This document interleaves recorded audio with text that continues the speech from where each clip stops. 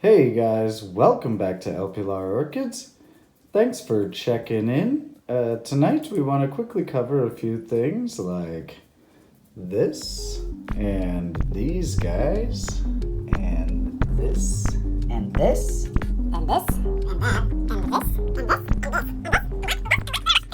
But first, if you couldn't tell, the boss has approved my request for increased hair, makeup, and wardrobe budget. So my trailer out on the B lot is absolutely full of hair care products and some new ties. So if you would like a personal consultation from our team of self-care groomers, then send the code EPO Orchids with your passenger pigeon to the third tower south of the Elbe in Bielefeld, Germany, and you will receive 15% off. Did I say free? I meant 15% off. They'll come to you. Let's get right to it. Wanted to really quickly give you an update on what we're calling codename Phalaenopsis YouTube. So we have a couple what look to be like maybe successful pollinations. One on the Tetraspis green using the pollinia from the Germain Vincent, and two on the Germain Vincent using the pollinia from the Tetraspis green. So fingers crossed. Maybe sometime in the future we'll have something there. And just really quickly, the set of cuttings we took from the Maxillaria variabilis last week. I gotta make up a tag for those.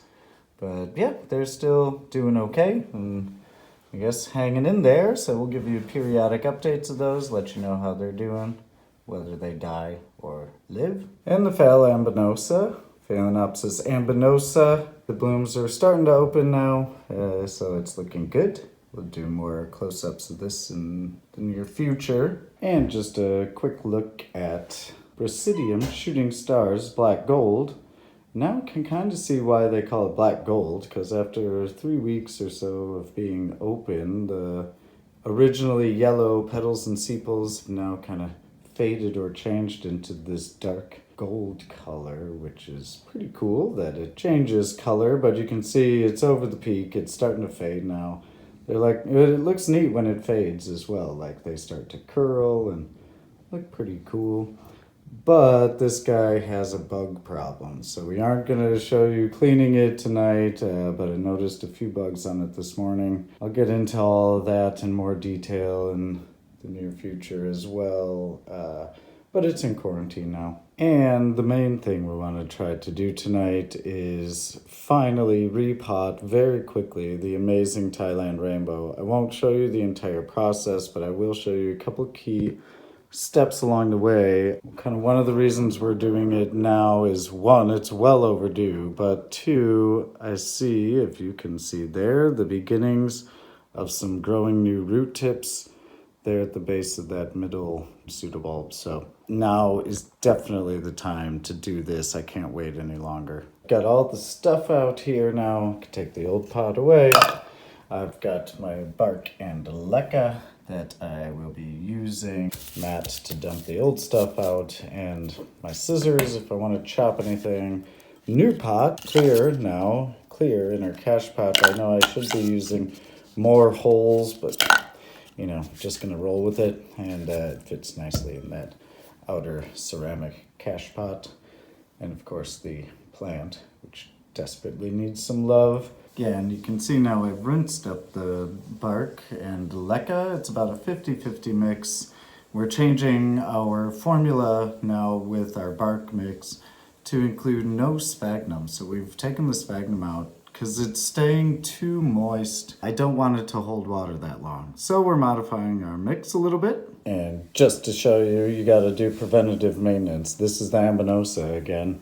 We are going to repot this one probably today as well. Need to be proactive. The roots are starting to not look so great, and the mix is really holding water. The bark is breaking down.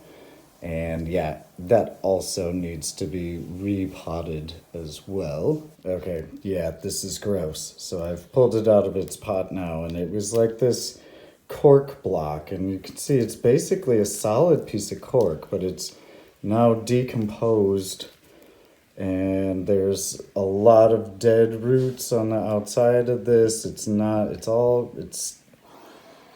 It doesn't smell too bad. Honestly, it doesn't smell so bad. But this did come with a load of snails. And another viewer also sent us a message about a mite that he saw that I did kind of go back and notice it on the video. I'd never noticed it before. It is a bit concerning. I think maybe we might have mites. I'm seeing more signs of them now since the comment, which reminds me, after you send your passenger pigeon with your discount code, then, hit that subscribe button and send us lots of feedback about some things that you notice about our orchids. We're kind of intuitive growers, and, a lot of people that have more experience see stuff that we don't. So please, if you have any insight, don't feel afraid to comment those down below. We really appreciate it. So I'm going to dig into this a little bit more now. And yeah, I'll show you what it looks like in a second. Okay, well, that was painful and horrible. Yeah, so this cork block, I don't know. I guess, in my opinion, it's a horrible thing to grow an orchid on. I know that's an uninformed opinion, but I lost a ton of roots.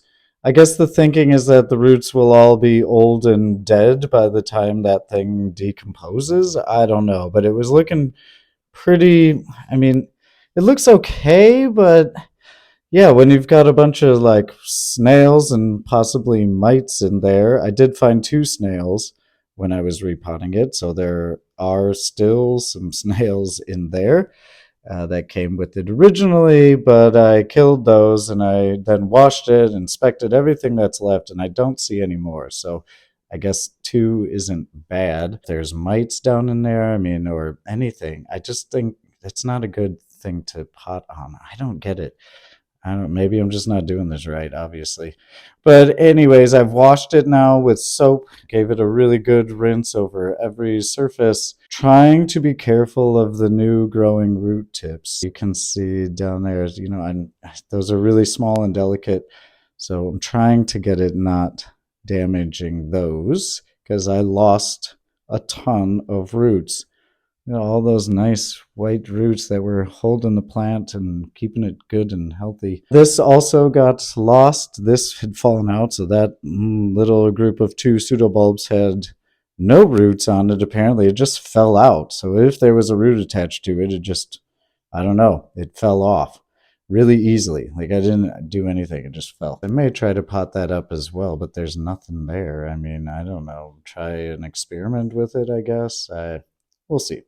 So anyways, now on to the repot, which will be super easy now that there's hardly any roots. Ta-da! So it's done and in its new home, and it's looking pretty good. The level is better now. I'm happy that the roots of the new growing roots are right at the surface, so hopefully they'll grow down into the media. And we can get this thing to survive, although I think it's going to be a long road ahead for it since we lost so many of the existing roots. Hopefully it can put these new roots on and survive the winter. We'll see. So thanks for checking in, guys. I hope you're having a good one, and we will see you back here at El Pilar soon.